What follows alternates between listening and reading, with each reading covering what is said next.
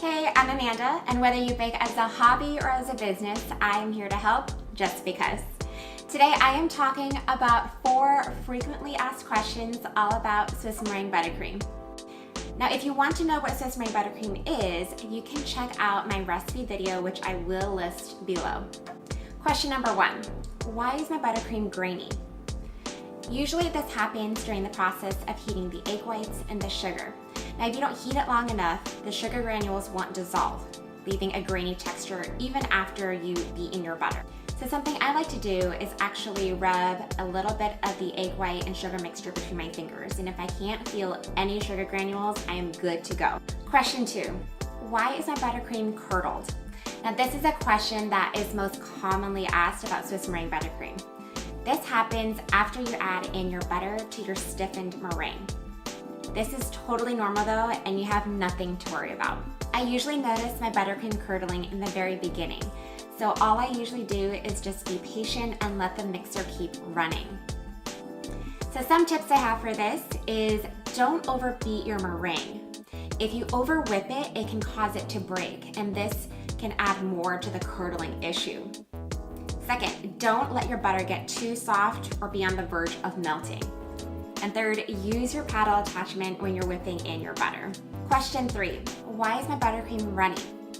So runny buttercream can happen either when you're adding in butter while the meringue is still warm, or if you're adding melted butter or just super soft butter, or it could be a combination of both of these.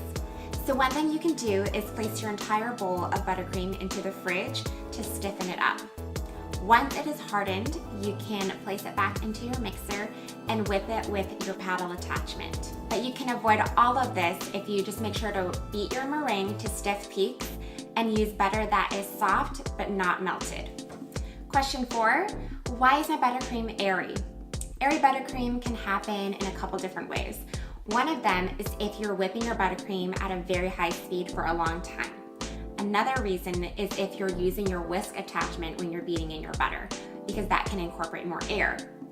Another way you can get airy buttercream is if you leave your Swiss Meringue Buttercream out at room temperature for a couple days. So to avoid airy buttercream, you can do a couple of things, but here are my quick tips. Make sure to use your paddle attachment when whipping in your butter. Mix at a lower speed for a longer time. And at the very end, use a wooden spoon or a spatula to mix by hand and knock out any remaining air bubbles. I also have a very awesome video on how to get super smooth and creamy buttercream, which I will link below. So those are my answers to your FAQs. If you have another question that I didn't get to answer in this video, let me know in the comments. Also, if you want to grab my foolproof Swiss Meringue Buttercream recipe that doesn't deal with any of these issues, grab the download listed below. Did you like this video? Make sure to click subscribe, hit like, and if you want weekly baking inspiration and advice from me, make sure to sign up for my email list.